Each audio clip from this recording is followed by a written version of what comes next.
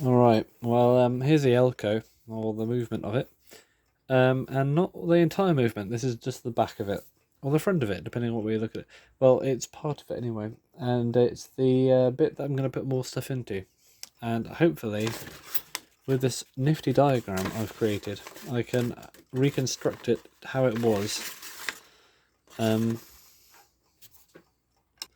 So the first ones that went in, I mean, this is going to be quite tricky because the pivots don't come in until about halfway through. So for the first few wheels, I'm actually just going to have them resting as they are. So I'll have to keep this quite upright.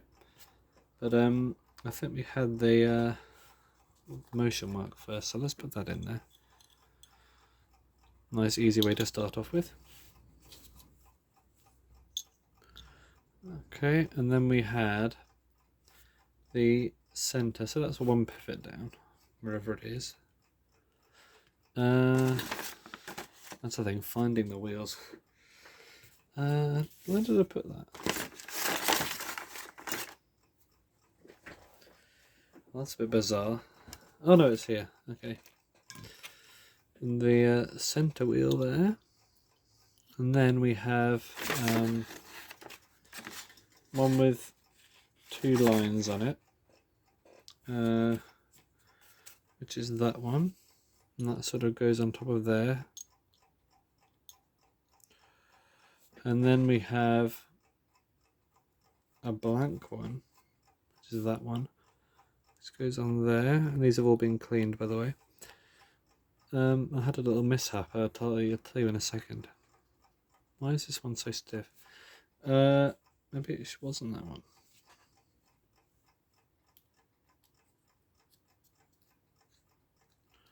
Why is that so stiff on there? Hang on a minute.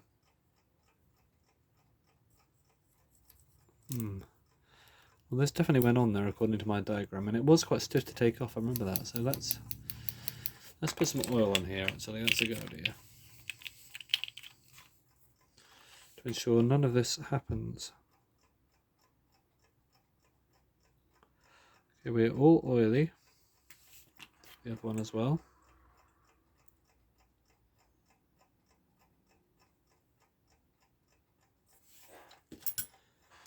Right, as we were, motion work.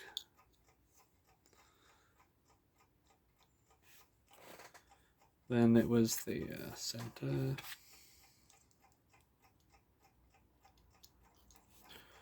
Then the 2 lines, and then the blank one.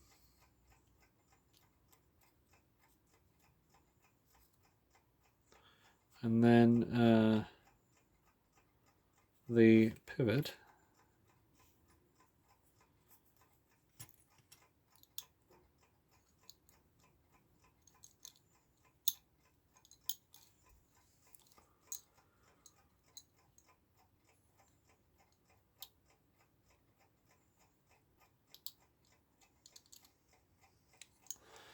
And then the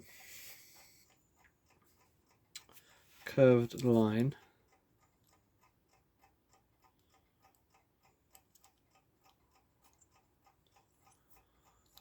And then the plate.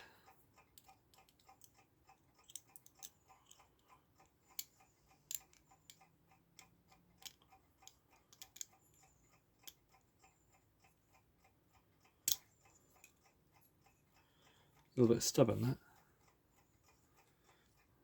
And then the fiber gear.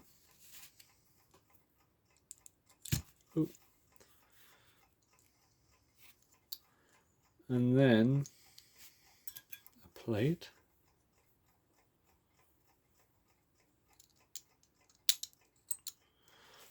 Like that. And this runs really smoothly, that's all good because of that oil I put on there. Let's put a bit more on there. That's quite a lot actually, let's take some of that off. Put some on the fiber gear to keep it all nice and moist. And then the spacers, so there were 2 big ones and 2 little ones. I don't think we're doing too badly at all here. And then the coil, and hopefully this, don't do that anymore. Hopefully this runs like a dream. If it doesn't, I'll be a little bit miffed, but to be honest, nothing, it's that bad really. So let's put the, see if we can go on here. Probably the wrong way up. Yeah, it was.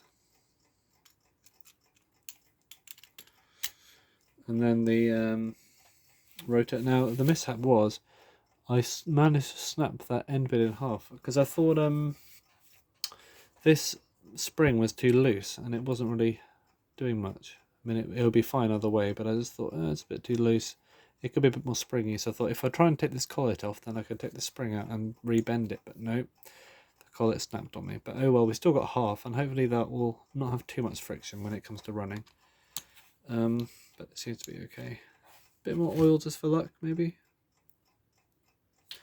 A tiny bit more there. Very good. And that looks really good. So let's put it all back together again. There are spaces. Are these even the... Yeah. Weird. Right, there probably was a screw there, but that wasn't when I had it, so I won't put anything in there. Nothing worse than a screw that wasn't supposed to be there. So hopefully this works. So I'll put everything back down. Because if it doesn't work now, then I don't know why it's not. Because if you think about it, the only issues that were with anything were just dirt. So I've cleaned that all off. So hopefully we won't have any issues. But I'll just do it up a bit. Just simulate real conditions, and we can wire it up and just check it out. So I'll just get the wires. These are a bit manky. I'll recut these.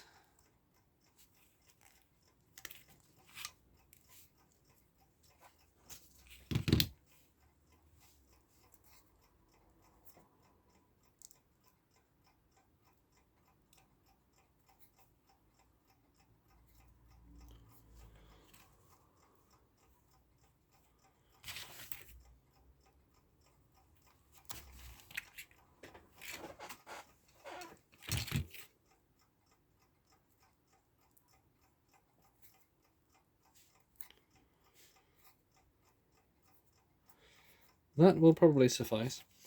So I will hook and sling. Da -da -da -dum, dum -dum, da -da -da -da. And put them in.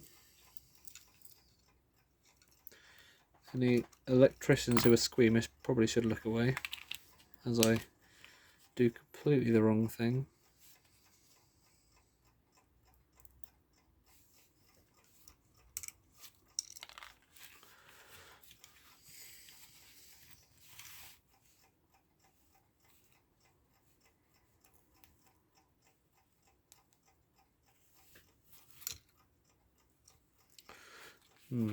I probably need some more on here anyway, so I can't wrap it around.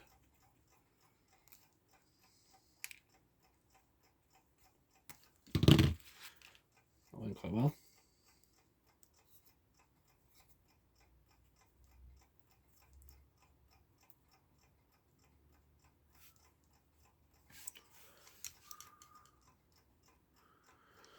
Okay.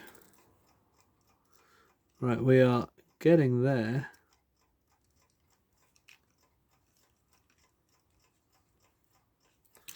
That's one. One done. One done.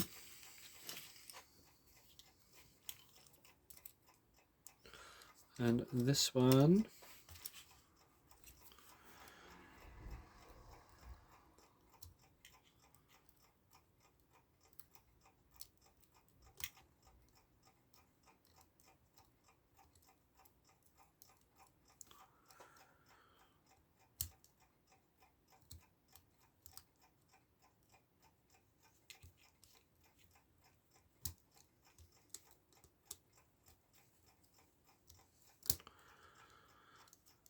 Pull it around.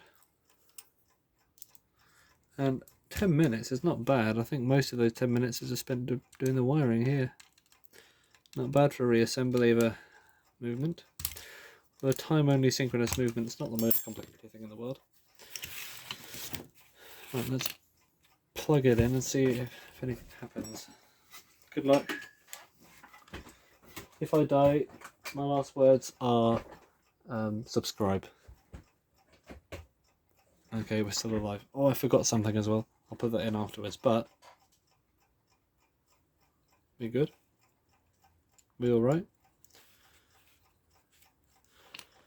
Okay, let's start the movement. Probably use a wooden stick instead of a thing. We need to flick the rotor round. Oh, I can definitely feel the electricity in it when I move the rotor. Oh, yeah, we got it running. Okay, well, if you remember, I don't know if it was this movement or not, but when I first had this, I plugged it in and tried to see if it run, and I couldn't get it to start because I didn't think I had the knack, but it turns out it was just dirty. And now it is running nicely. You can see that running around. It looks slower on camera than it actually is. You can't really see it spin that fast inside. But in real life it's just a blur. So it does seem to run at a healthy speed. Yeah. Oh, it stopped, but I think that's because I jerked it around. Maybe some more oil's needed. I'll tell you what, I'll unplug it. And I will take these off again so I can put the staff that I forgot to put back in again in. I mean, most electric clocks, even if they're just being serviced, do take a not always the first attempt to get them started, but anything is better than a broken one. So there we have that, and this, I hope, is still normal. That's a lot of oil on there, that's good. Is there enough oil though? Maybe there was too much. Maybe there wasn't enough. A little more oil never did any harm.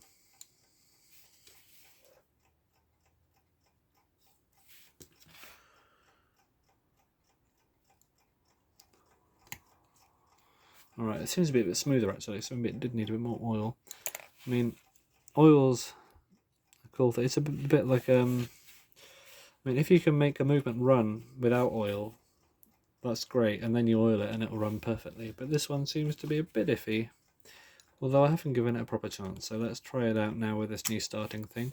I mean, when it's still and it's inside a clock, it won't have the disturbances I'm putting on it right now. But let's just test it anyway. We do these up to environment ready conditions.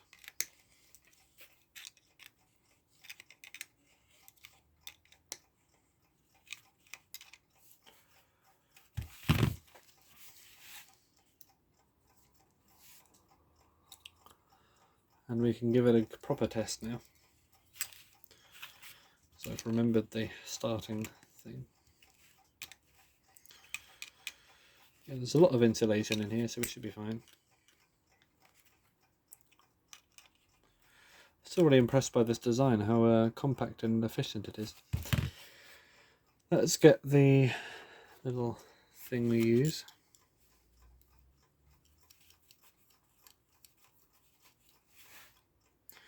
You push it and twist it to start.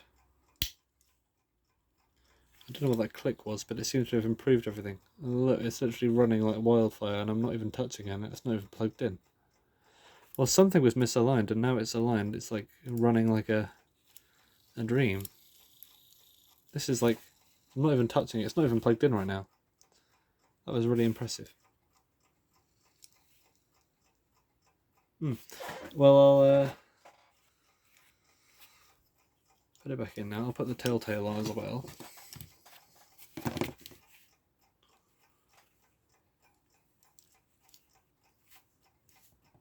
Like that.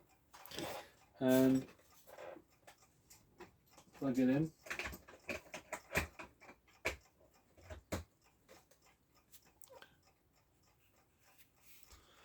Alright, this is the way up it'll be running. Ah, it's running, alright, it is. Okay, well that's running fine. What I'll do is I'll put it back in the case just so I can test it. And yeah, may as well. I mean, it wasn't exactly difficult to disassemble. So I'll plug it for now. So what I'll do is I'll put it back in the case. So let's attach the front plate here. Oh, all the way up. That'd be good, wouldn't it? And there were some spaces under there. So get those. 1, 2, 3, and a washer. So we have, these will be quite annoying to put in, I think. A spacer there. A spacer there. A spacer there.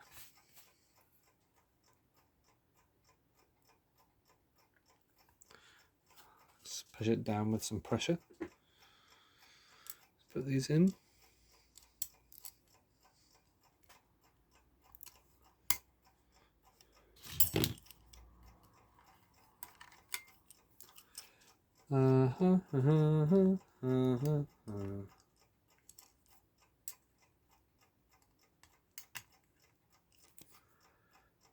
Okay, now once they've bitten into the threads, the washers won't go misplaced, so let's hold that there. Grab our last one, which had a washer on it for some reason. And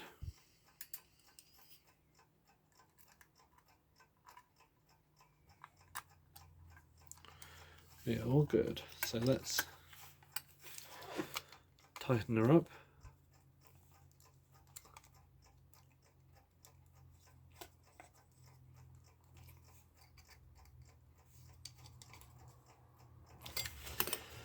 Put that on there. The ands.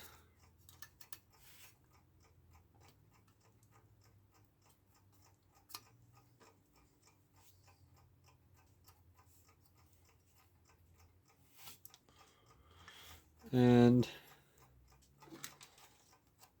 the lens.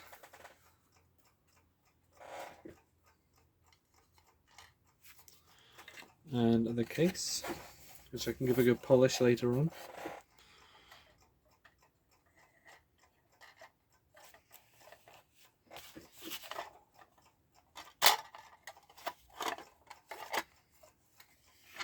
Flip it upside down. Like that. Is this all lined up? Yes, it is. That is good. So now I will put the movement in the case properly.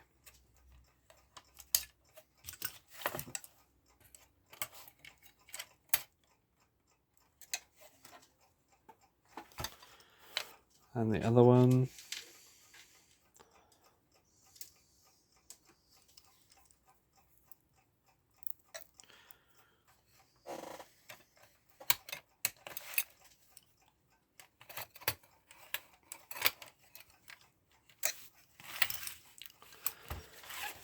Okay, and let's get the back on. I'll get the back near anyway. I'll plug it in first just to see if it still works.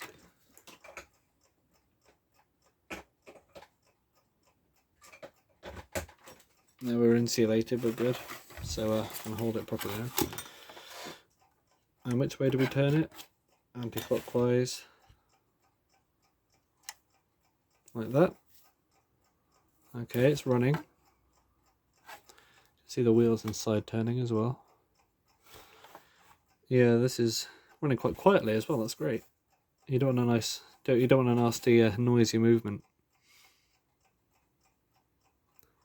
Happy with that. So what I'll do is just check if these. I'll hold it right. Put the back on.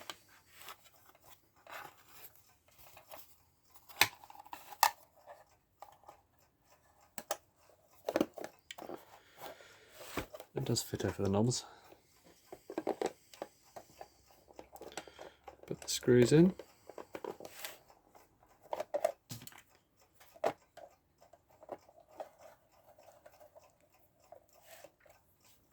One.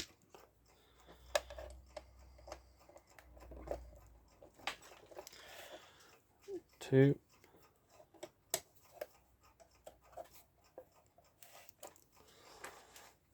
Three.